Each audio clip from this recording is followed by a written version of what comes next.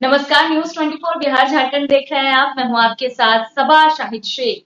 बीते दिनों पप्पू यादव ने अपनी पार्टी जाग का विलय कांग्रेस में कर लिया था, इस सोच में कि उन्हें पूर्णिया से टिकट मिलेगा।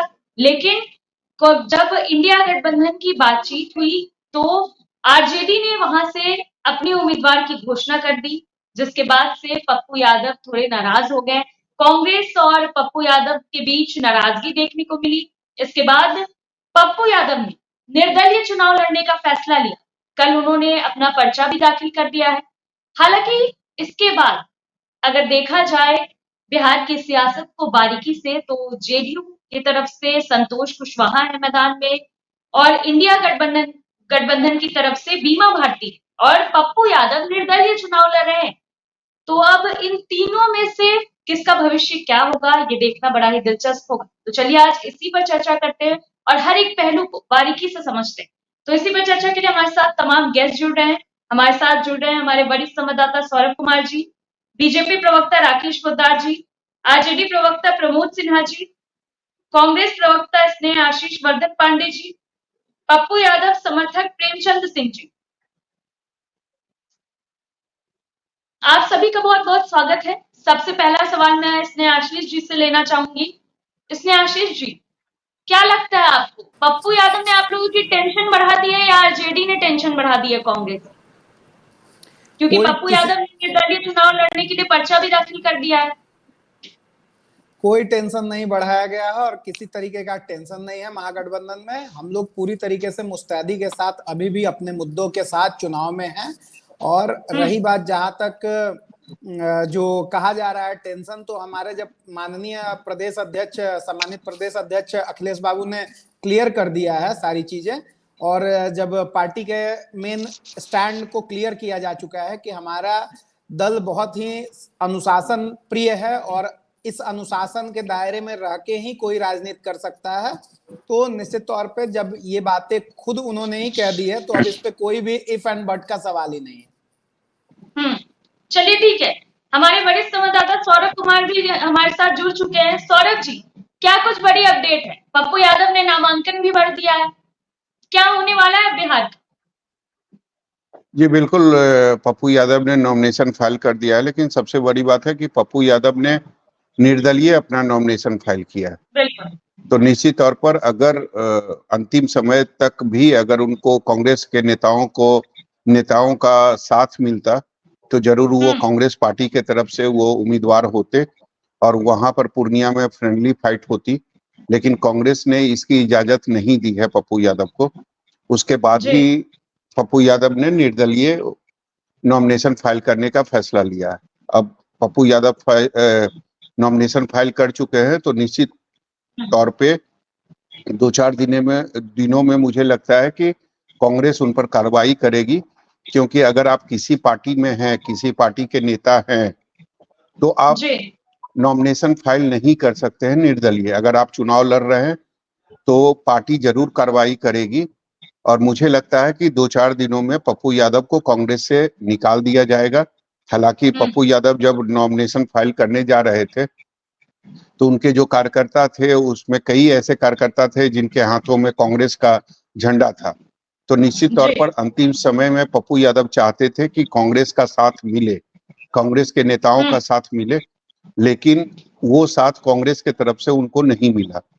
तो अब पप्पू यादव को अकेले ही मैदान में जाना पड़ेगा। हालांकि कुछ दिन पहले उन्होंने अपनी पार्टी का विलय कर लिया है कांग्रेस में, तो अब उनके पास कोई पार्टी भी नहीं है।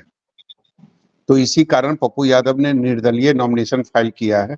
तो अब जो भी अनुशासनात्मक कार्रवाई होती है पार्टी के तरफ से, मुझे लगता है वो कांग्रेस अब करेगी और पप्पू यादव को वो बाहर का रास्ता दिखाएगी। चलिए ठीक है, प्रमोद सिन्हा जी का रुख करते हैं सीधा। प्रमोद सिन्हा जी, क्या लगता है, पप्पू यादव ने सियासी समीकरण बिगाड़ दिया है महागठबंधन का? देखिए सवा जी, राष्ट्रीय जनता दल ने जो प्रत्याशी बीमा भारती जी को वहां उतारने का काम किया, वो राष्ट्रीय जनता दल का प्रत्याशी नहीं बल्कि महागठबंधन की प्रत्याशी हैं। और हमारी जो लड़ाई है वो लड़ाई जो है विचारधारा की लड़ाई। अभी जो ज्वलंत समस्याएं हैं, उन समस्याओं को लेकर के हम आगे बढ़ रहे हैं। मुद्दा बना मोदी की लड़ाई, उन मुद्दों पर हम जनता के बीच में जा रहे हैं। मुद्दा सभी लोग जानते हैं, पूरा देश जानता है कि अभी देश की सबसे बड़ी जो ज्वलंत मुद्दा है वो सब बेरोजगारी है, भूखमरी है, गरीबी है, अशिक्षा है। आप देखिए, लोकतंत्र को बचाने की लड़ाई है, संविधान को बचाने की लड़ाई। इन मुद्दों को लेकर के हम जनता के बीच जा रहे हैं और पिछले 17 महीने की जो महागठबंधन की सरकार बिहार में रही, तो उन 17 महीनों में हम लोगों ने जो काम किया है, उन काम को लेकर के जनता के बीच में जा रहे हैं और इन्हीं मुद्दों को लेकर के हम जनता के बीच में जब जा रहे हैं, जनता का आशीर्वाद और समर्थन हम लोगों को मिलने का काम करेगा। जनता का आशीर्वाद मिलेगा और बीमा भारती जी वहां से जीतेंगी और बीमा भारती जी नहीं, पूर्णिया से बल्कि बिहार की जो 40 सीटें हैं वहां पर हमारे महागठबंधन के जो प्रत्याशी होंगे वो तमाम सीटों पर जीतने का काम करेंगे। चलिए ठीक है प्रमोद जी, राकेश जी का रुख करते हैं। राकेश जी, क्या लगता है आपको इंडिया गठबंधन में कहाँ कमी हो रही है जिस वजह से अभी तक प्रत्याशी चुने जाने में उन लोगों को देरी हो रही है? आप सही सवाल आज उठाया बिहार के प्रति और बिहार के विकास के प्रति आपने सवाल बहुत अच्छा उठाया।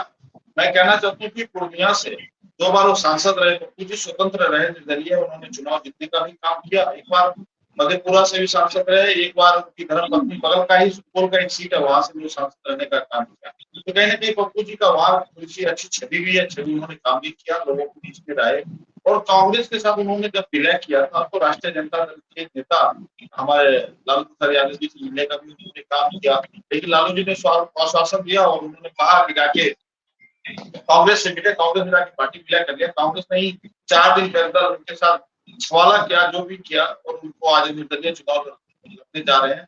लोकतंत्र है, सबका अधिकार है चुनाव लड़ने का, लेकिन पूरे बिहार के अंदर इनका कहीं सीटों का बंटवारा नहीं है। औरंगाबाद का उसी तरह फंसा था, कटिहार का कल जो मिला, और बहुत सारे सीटों पे आप देख सकते हैं, यहाँ पे महाराजगंज में भी सीट फंसा हुआ। तो इन लोगों का कोई मंशा नहीं है, लोगों की आपस में ताना कसी में बिहार बर्बाद हो रहा, बिहार की दशा खराब हो रहा। पूरे देश में जो ये बातें कर रहे, बेरोजगारी या लोकतंत्र की हत्या करने की बात, मैं राष्ट्रीय जनता दल के नेता जो हमारे बैठे प्रवक्ता भाई से मैं कहना चाहता हूँ, आप एक बात जान, किसी कांग्रेस के खिलाफ लालू प्रसाद यादव जी 1974 में जयप्रकाश नारायण जी का आंदोलन शुरू हुआ था और लोकतंत्र की हत्या करते हुए लालू जी को, नीतीश कुमार जी को, समाजवादी जितने नेता जेल जाने का काम किया। 1976 में क्या हुआ सभी लोग जानते हैं, 5000 साधुओं को मारा गया। 84 में कांग्रेस ने क्या किया, सिखों के गले में टाई डाल के मारने का काम किया। जगदीश टैडलर और सज्जन कुमार का आरोप लगा। तो भैया पहले आप ये जिसके साथ आप हैं, जिनके साथ आप हैं, पहले उनसे पूछे कि आपके साथ लोकतंत्र की हत्या हुई थी, तो 74 की बात आप भूल गए, 84 की 76 की बात भूल गए, तो हम क्या कर सकते हैं? जी प्रमोद जी बोलिए। राकेश जी अभी 74 आंदोलन की बात कर रहे थे। आज देखिए देश में किस प्रकार से अघोषित आपातकाल है, लोगों के बोलने पर आजादी है। विपक्ष के लोग जब सवाल उठाते हैं, सत्ता से सवाल जब पूछा जाता है कि क्यों जिन वायदों पर आप चुनाव लड़के देश के शीर्ष सत्ता पर बैठने का काम किए, क्यों लोगों के ज्वलंत मुद्दों पर आप काम नहीं कर रहे हैं, तो उन लोगों को केंद्रीय एजेंसियों के द्वारा जो है, जांच एजेंसियां जो हैं, उनका दुरुपयोग करके उन विपक्षियों की आवाज को दबाने का ये लोग काम कर रहे हैं। तो अघोषित आपातकाल तो अभी लगा हुआ है, वो तो देखने की जरूरत है। आप देखिए कि 2014 से 2024 के बीच में 95% जो केस है ईडी का, वो विपक्ष के खिलाफ है, विपक्ष के नेताओं के खिलाफ है। कैसे केजरीवाल जी को, एक सिटिंग सीएम को जेल के भीतर डाला जाता है, कैसे झारखंड के मुख्यमंत्री को जेल के भीतर डाला जाता है, ये देखने वाली बात है। तो इनसे पूछिए कि जो ये हम लोग व्यवस्था परिवर्तन की तो लड़ाई लड़ रहे हैं, जो व्यवस्था इन लोगों ने बना दिया है उसी को परिवर्तन करने की लड़ाई लड़ रही है। पूरा देशवासी इस परिवर्तन में शामिल है। हमारे साथ हमारे वरिष्ठ संवाददाता सौरभ जी भी हैं, उनके पास भी कुछ सवाल है। सौरभ जी। जी बिल्कुल, मेरा सवाल जो है वो आरजेडी से है। मैं ये जानना चाहता हूं कि अब ये तो क्लियर हो गया है कि इंडिया गठबंधन की जो प्रत्याशी है पूर्णिया में, वो बीमा भारती होगी। और दूसरी तरफ ये भी तय हो गया है कि निर्दलीय उम्मीदवार के तौर पर पप्पू यादव पूर्णिया से चुनाव लड़ेंगे।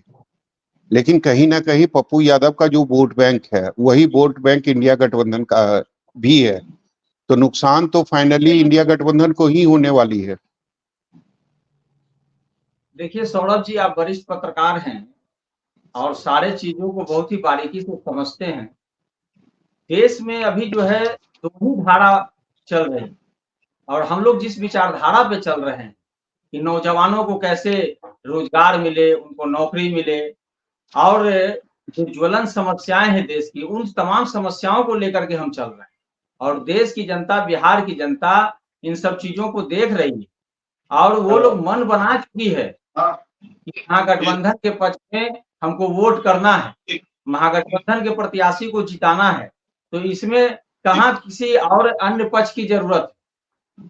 हम लोग तो स्पष्ट जो हमारे महागठबंधन की जो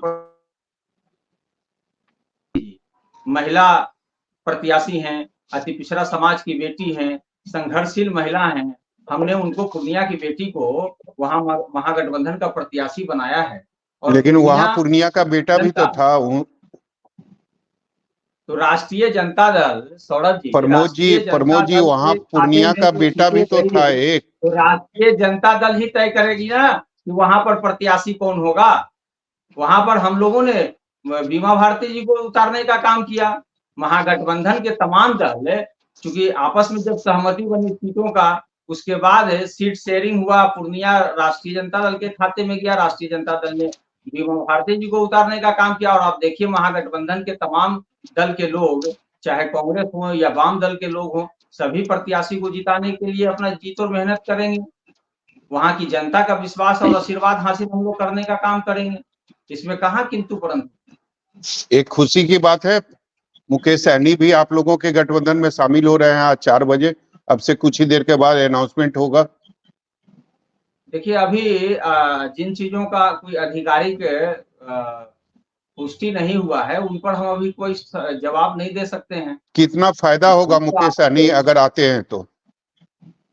देखिए 2020 के चुनाव में यह स्पष्ट तौर पे था कि कांग्रेस, वाम दल और राष्ट्रीय जनता दल, ये तीनों हम लोग मिलकर के चुनाव लड़े थे और चुनाव लड़ने के बाद आपने देखा था कि किस प्रकार से मात्र 12,000 वोट के अंतर से हम लोग किसी कारण से पिछड़ गए थे और लेकिन उसके बावजूद राष्ट्रीय जनता दल बिहार में नंबर 1 पार्टी बनकर के उभरी थी।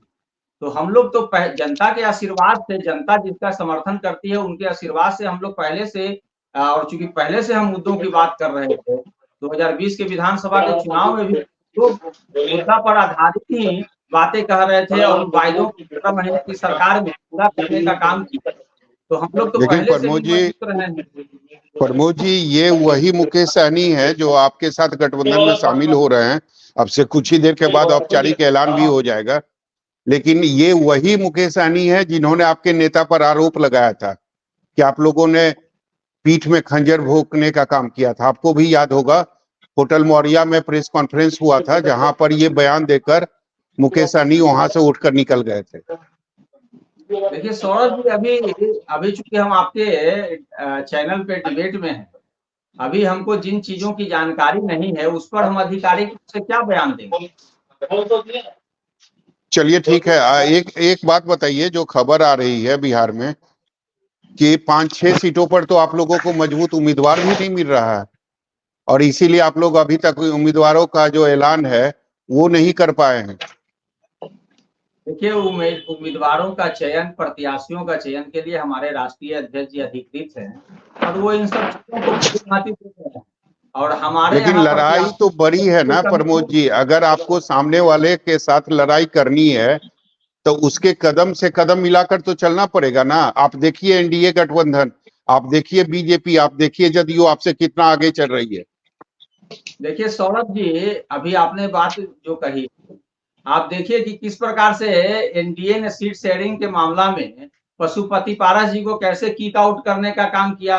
लेकिन आज भी पशुपति पारस साथ में हैं, आज भी पशुपति पारस एनडीए के साथ में है। हाँ, तो उनके पास कोई विकल्प नहीं था। आप देखें कि किस प्रकार से उनको शून्य पे आउट कर दिया गया। ये तो बहुत बड़ी बात हुई ना। तो इस प्रकार से तो राष्ट्रीय जनता दल नहीं करती है, या महागठबंधन में जो दल हैं वो आपस में बैठ विचार करके वही कोई चीज का निर्णय करते हैं। और यदि जो चुनाव निर्णय के होगा लिए वो हम उम्मीदवार को सामने होगा। चुनाव जहां तक के लिए प्रत्याशियों के चयन की बात है, सौरभ जी हम सुन लिया जाए। प्रमोद जी चुनाव के लिए प्रत्याशियों को समय भी तो चाहिए ना। अगर बिल्कुल वो समय ढंग से चाहिए, नहीं और मिलेगा तो फिर जीतेंगे कैसे आप लोग? प्रत्याशियों के चयन के लिए हमारे राष्ट्रीय अध्यक्ष जी अधिकृत हैं, और हमको लगता नहीं है नहीं, कि मैं वो समझ गया प्रमोद जी, मैं वो समझ गया, लेकिन किसी प्रत्याशी को अगर 1 महीना भी नहीं मिलेगा चुनाव प्रचार करने के लिए तो वो जनता के बीच कैसे जाएंगे, कैसे अपनी बातों को पहुंचाएंगे? देखिए सौरभ जी, वही हम कह रहे हैं कि प्रत्याशियों का चयन के लिए तो राष्ट्रीय अध्यक्ष जी अधिकृत हैं, और वो तो देरी हो अपने रही है, ये स्तर आप भी से, मान रहे हैं ना? चूंकि हम चूंकि आधिकारिक रूप से इसकी घोषणा नहीं हुई है, नहीं तो ऐसे तो चयन के लिए और काफी इन सब चीजों को मैं बहुत ये कह पहले रहा से हूं कि देखा जा रहा। हमारे यहाँ कहीं कोई समस्या उम्मीदवार नहीं है उम्मीदवार प्रत्याशियों को के लेकर के। सिलेक्शन में देरी तो हो रही है ना, ये तो कहीं मानते कोई हैं देरी ना? नहीं है। आप देखिए सौरभ जी, फर्स्ट फेज और सेकंड फेज का जो नॉमिनेशन हुआ, तो क्या एनडीए के ही प्रत्याशी नॉमिनेशन में भाग लिए? क्या महागठबंधन के प्रत्याशी भाग नहीं लिए? सारा तो चीज नॉमिनेशन सब नॉमिनेशन स्पष्ट का हो जो जाएगी, कहीं आखिरी कोई नॉमिनेशन का जो आखिरी डेट होगा, आप उस दिन प्रत्याशी का ऐलान करेंगे और उसके बाद वो मैदान में जाएंगे। आप बता दीजिए कितने दिन वो चुनाव प्रचार कर पाएंगे? हम तो बार बार यही बोल रहे हैं कि आज से कल में इन सब चीजों का पटाक्षेप हो जाएगा। तमाम प्रत्याशियों का चयन हम कर रहे हैं, चूंकि राष्ट्रीय अध्यक्ष जी इसके लिए अधिकृत है, तो हम इस पर कुछ बोल नहीं पाएंगे। चलिए, वो कांग्रेस के भी सारी प्रवक्ता हमारे साथ हैं, उनसे भी बात करेंगे। वर्धन जी, ये बताइए, पप्पू यादव के साथ आप लोगों ने धोखाधड़ी की, धोखा दिया पप्पू यादव को कांग्रेस पार्टी ने? कोई धोखाधड़ी नहीं की है। व्यक्ति से नहीं होता है कभी भी गठबंधन समान विचारधारा के पार्टी के साथ होती है, और ये व्यक्ति विशेष पे आधारित नहीं होती है। और इसलिए नहीं नहीं, अगर ये बयान तो आरजेडी देगी ना। गठबंधन आपके साथ पप्पू यादव ने नहीं किया था। पप्पू यादव आपके दल में शामिल हुए थे, उन्होंने अपनी पप्पू पार्टी यादव का जी विलय करवाया था। बिना शर्त उन्होंने कांग्रेस पार्टी में वो जुड़े थे, और कांग्रेस पार्टी गठबंधन में है, और गठबंधन में जो सीटें कांग्रेस पार्टी को आवंटित होगी, कांग्रेस पार्टी उन्हीं पे उम्मीदवार उतार सकती है। यह स्पष्ट बात है, इसमें बहुत ज्यादा कंफ्यूजन क्रिएट करने की तो आवश्यकता पहले है कांग्रेस पार्टी ने क्यों भरोसा दे दिया पप्पू यादव को कि आपको पूर्णिया की सीट मिलेगी, आप पूर्णिया के उम्मीदवार होंगे? ये आधिकारिक बयान है, क्या कहें कि पूर्णिया की पप्पू सीट पे यादव बोल रहे कांग्रेस हैं, कह रही थी। पप्पू यादव कह रहे हैं पप्पू कि यादव हमको जी भरोसा दल दिया के गया था कांग्रेस के तरफ से, कांग्रेस के बड़े नेताओं के तरफ से हमें ये भरोसा दिया गया था कि पूर्णिया की सीट आपको दी जाएगी। पप्पू यादव जी अपने आप में एक मजे हुए नेता है, बिहार के वो बड़े नाम है राजनीति में। कांग्रेस पार्टी में वो आए, उनका स्वागत है। कांग्रेस पार्टी के तमाम निर्णयों, कांग्रेस पार्टी के संविधान के अनुरूप उनका ये रहेगा, व्यवहार रहेगा, ये सबको मालूम है। और कांग्रेस पार्टी के अगर व्यवहार के इतर उन्होंने जो भी गतिविधियां की हैं, तो कांग्रेस पार्टी इस पे सक्षम बातें भी रखेगी और सक्षम तरीके से तो रखेगी। पप्पू यादव झूठ बोल रहे हैं, इसका मतलब भरोसा नहीं दिया गया था कांग्रेस ये नेताओं देखिए, की तरफ से? ये झूठ बोलना, सच बोलना, तो बता रहा हूं कि कोई तो झूठ गठबंधन की बोल रहा है बात ना है। गठबंधन, वर्धन जी, कोई तो झूठ बोल रहा है ना। या तो कांग्रेस पार्टी झूठ बोल रही है या पप्पू यादव झूठ बोल रहे हैं।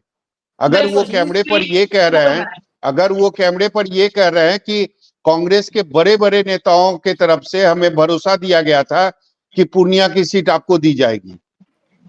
गठबंधन में जब भी रहते हैं तो वो विचारधारा की लड़ाई के लिए हम लोग एकजुट हुए हैं, और यहाँ पे किसी भी व्यक्तिगत लड़ाई के लिए हम लोग यहाँ पे नहीं है। और निश्चित तौर पे अगर राजद हमारे साथ है, कम्युनिस्ट पार्टियां हमारे साथ हैं, और सही बात है कि अभी आधिकारिक बयान नहीं आया है, आधिकारिक विलय नहीं हो रहा है, ये गठबंधन नहीं हुआ है। मुकेश साहनी जी भी आ रहे हैं, और आज एक बिहार सरकार के मंत्री महेश्वर हजारी जी के पुत्र भी आ गए हम लोग के दल में।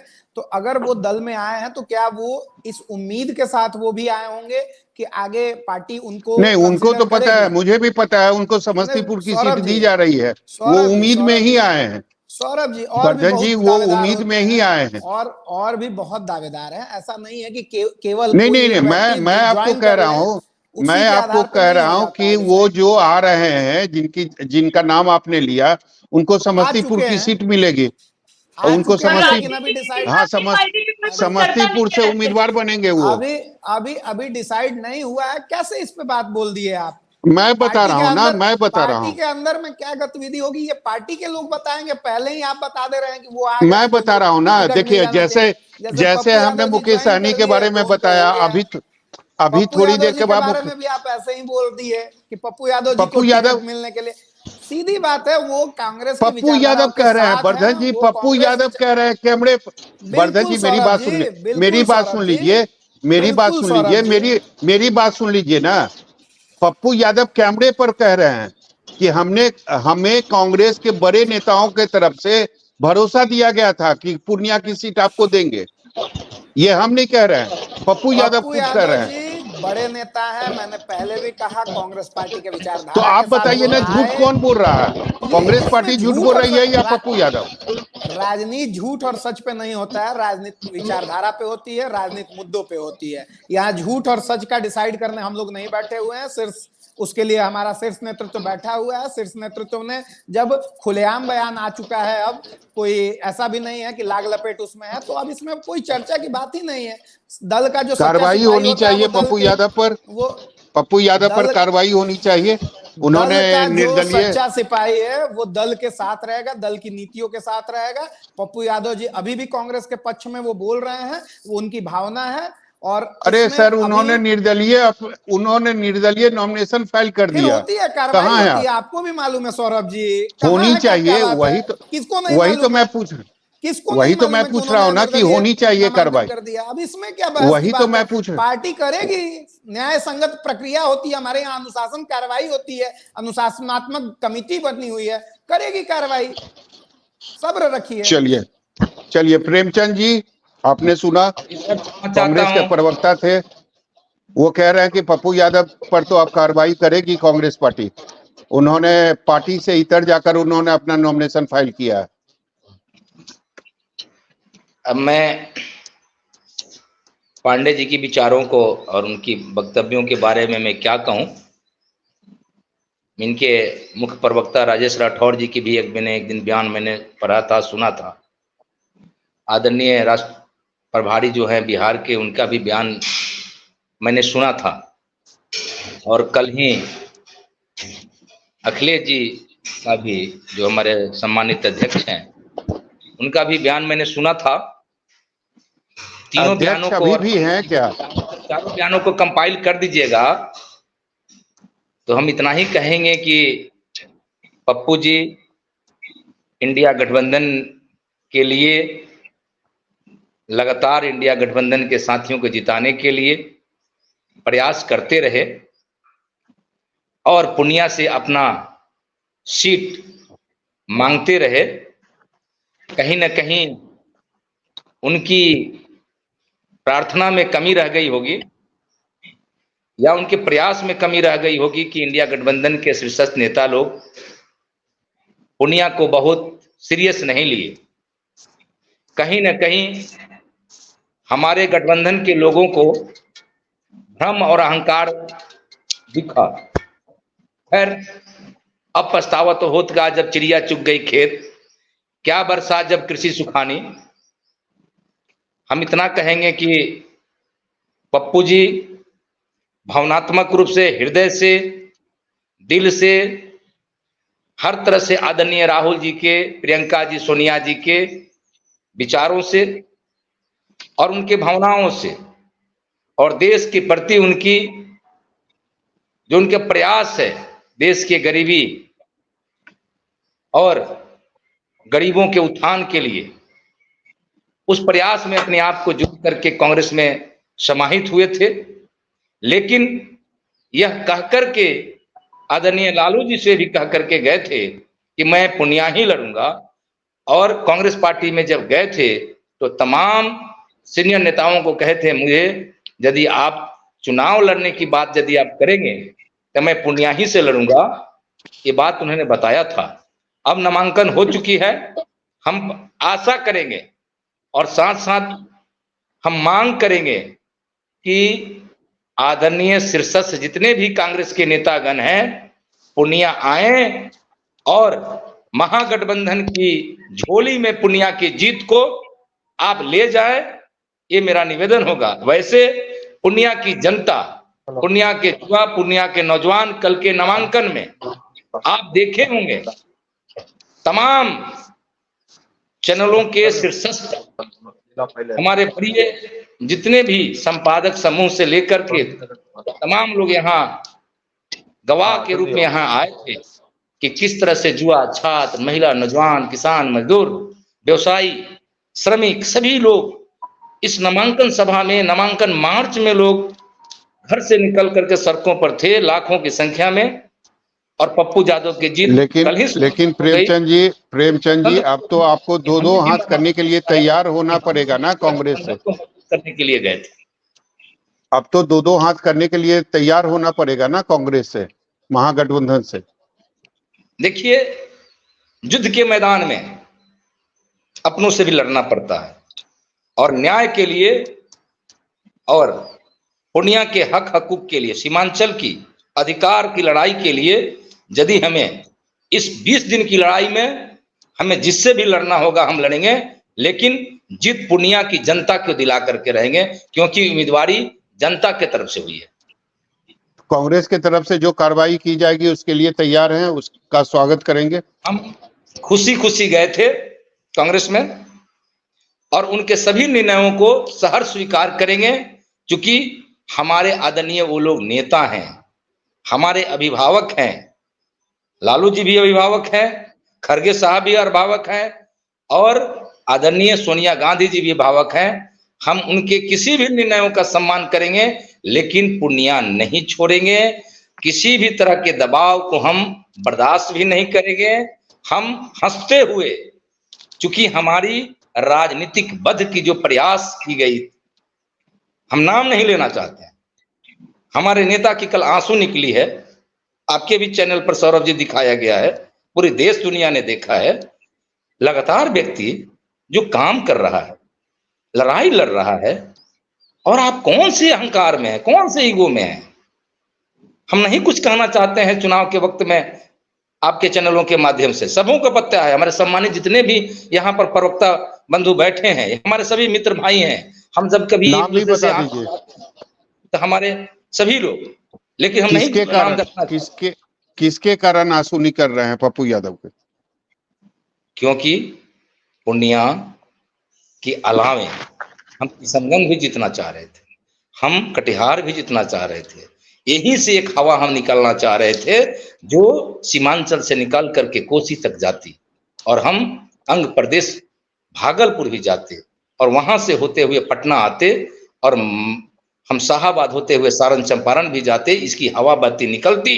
पप्पू यादव जी हर जगह जाते, दूसरे चरण में चुनाव उनका समाप्त होने जा रहा है, तीसरे चौथे पांचवें में वो प्रचार करते घूमते।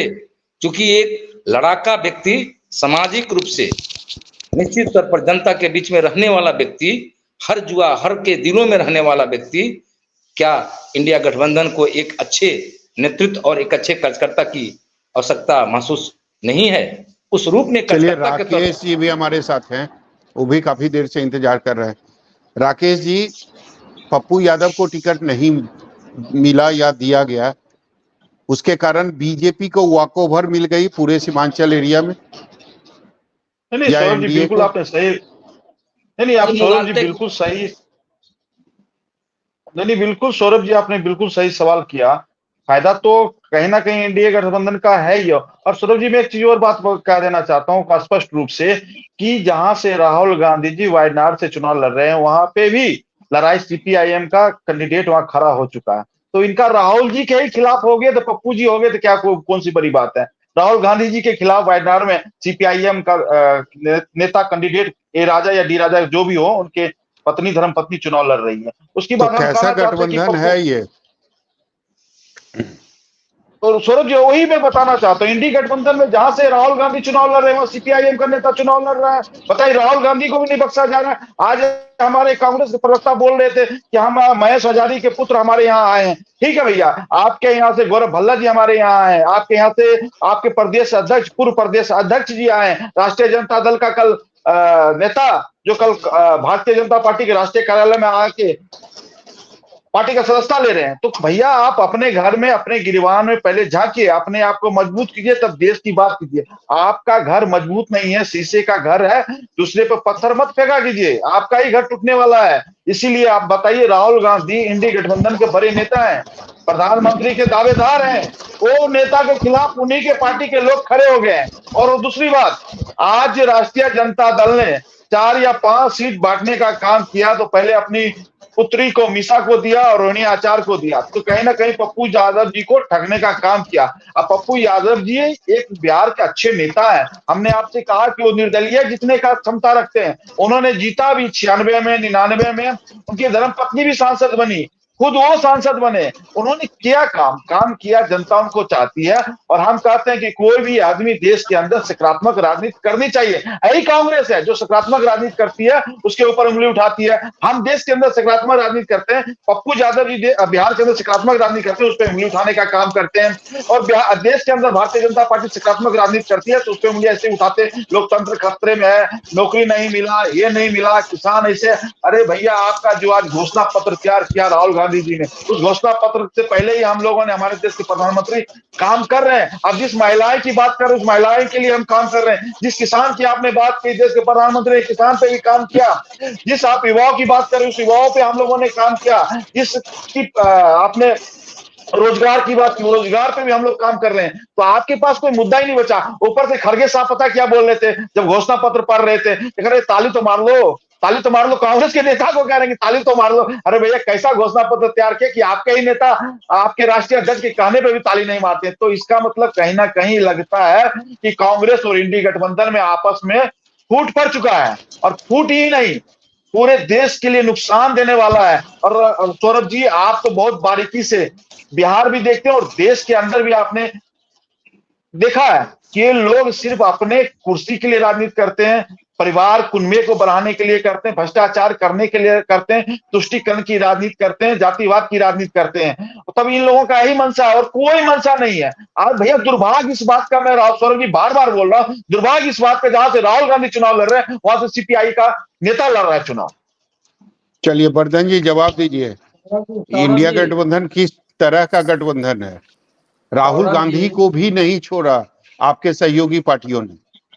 इंडिया गठबंधन इस देश में लोकतंत्र की रक्षा करने वाला गठबंधन है। इस देश में जो तानाशाही अघोषित इमरजेंसी का दौर ये लोग तो कैसे रक्षा होगा? लोकतंत्र की रक्षा कैसे होगा?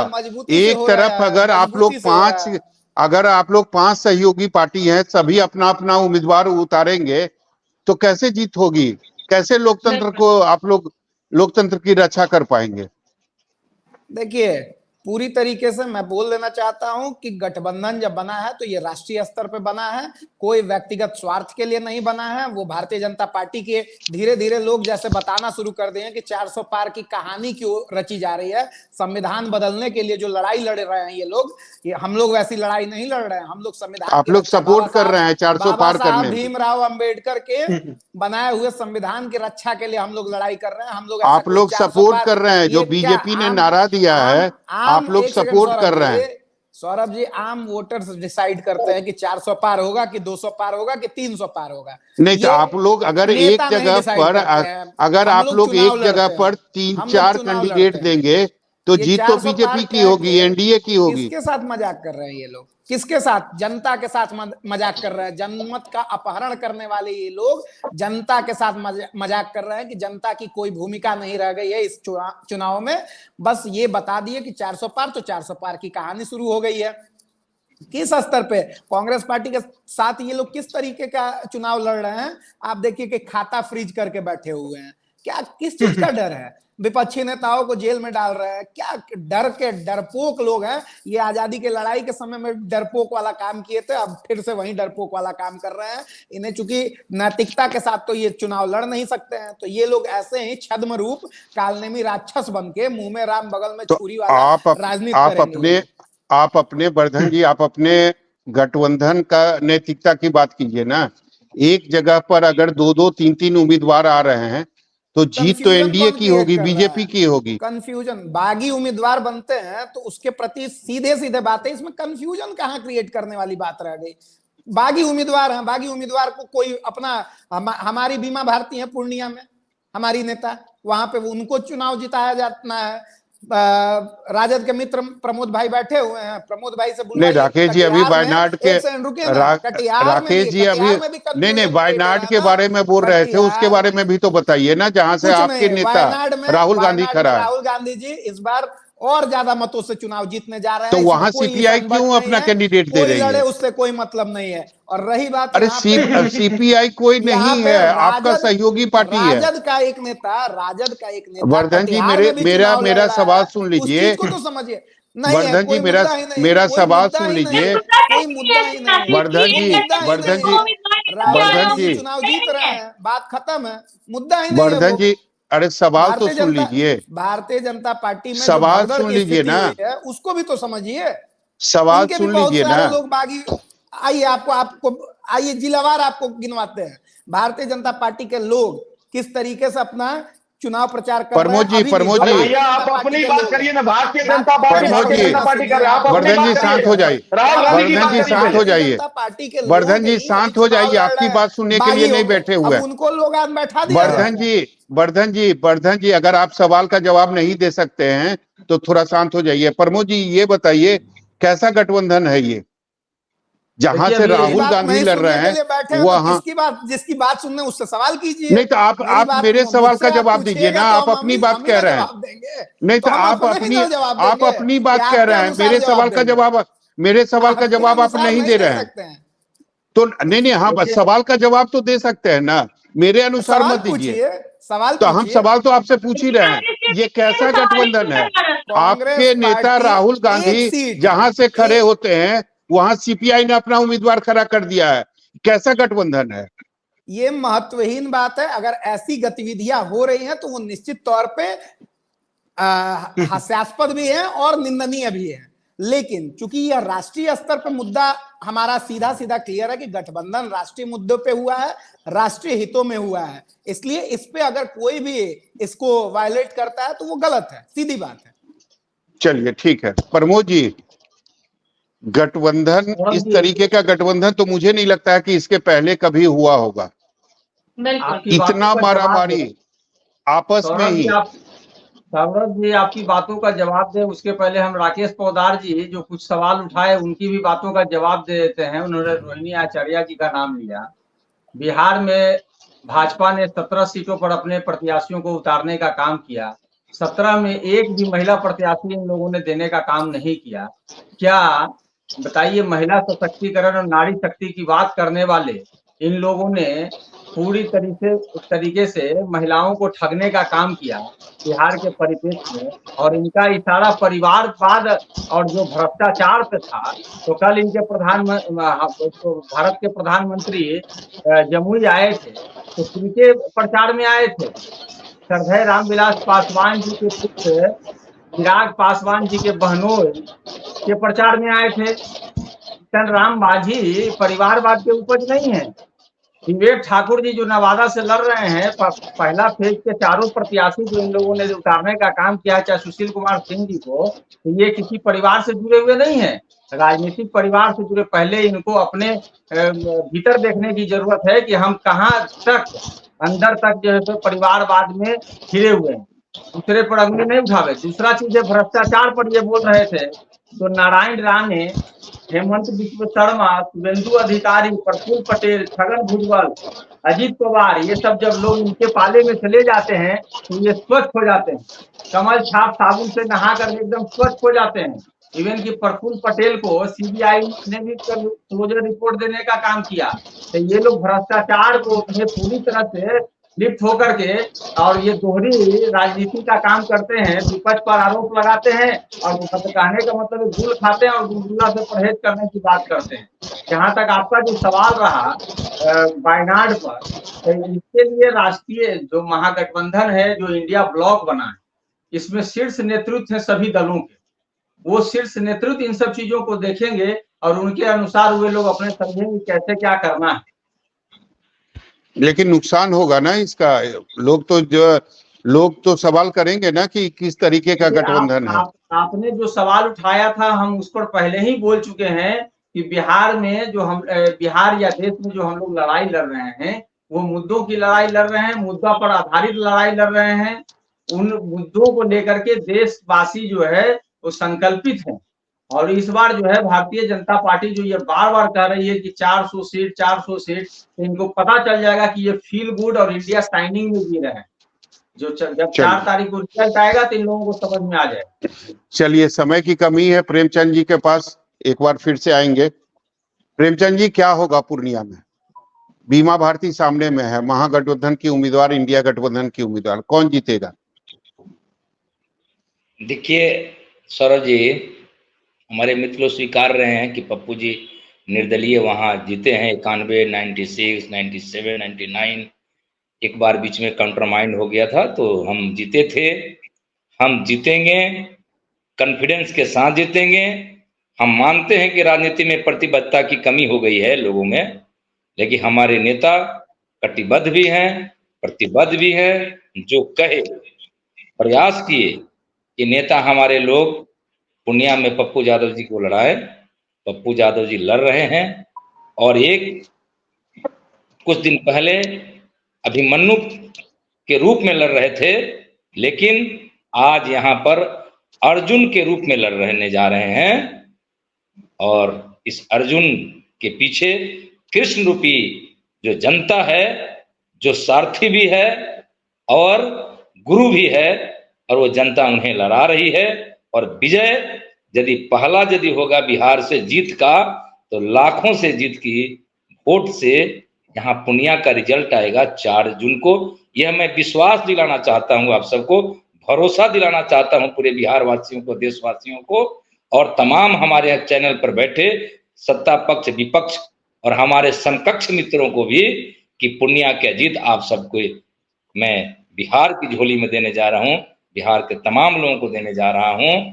ताकि आप गौर करेंगे तो 2019-14 में सबसे ज्यादा देश में यदि चर्चा थी तो प्रधानमंत्री और राहुल गांधी जी कहां से लड़ रहे हैं उसकी चर्चा थी।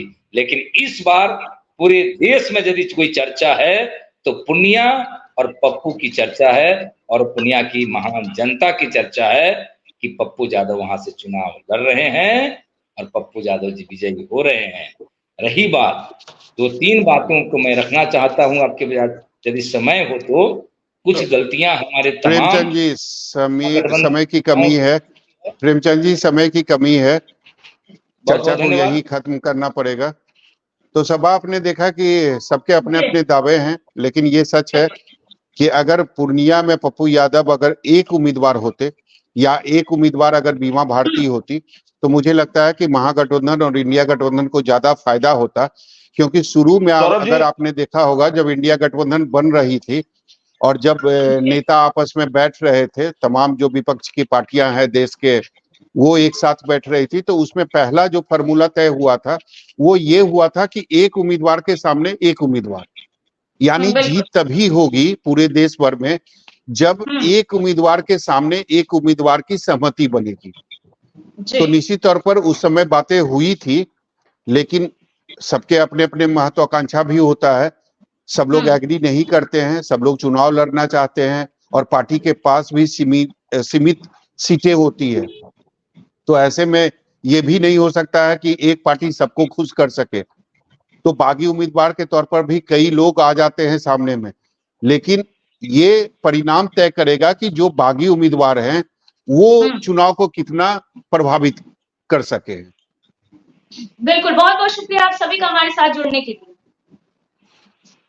दरअसल अगर बात पूर्णिया की करें तो पूर्णिया में त्रिकोणीय लड़ाई देखने को मिल रहा है। एक तरफ पप्पू यादव है जो निर्दलीय चुनाव लड़ने वाले, दूसरी तरफ इंडिया गठबंधन की तरफ से बीमा भारती है और तीसरी तरफ जेडीयू से संतोष कुशवाहा। तीनों में लड़ाई होगी। अब देखना ये होगा कि तीनों में से जीत किसे मिलती है। हालांकि इन सब को देखते हुए एक स्पष्ट जवाब यही मिलता है कि इससे इंडिया गठबंधन को नुकसान पहुंच सकता है, क्योंकि पप्पू यादव ने अपनी पार्टी का विलय कांग्रेस में किया था अपनी पार्टी को छोड़कर, और अब वो निर्दलीय चुनाव लड़ रहे हैं, तो जिससे बीमा भारती को नुकसान हो सकता है क्योंकि वो इंडिया गठबंधन की तरफ से चुनाव लड़ रही है।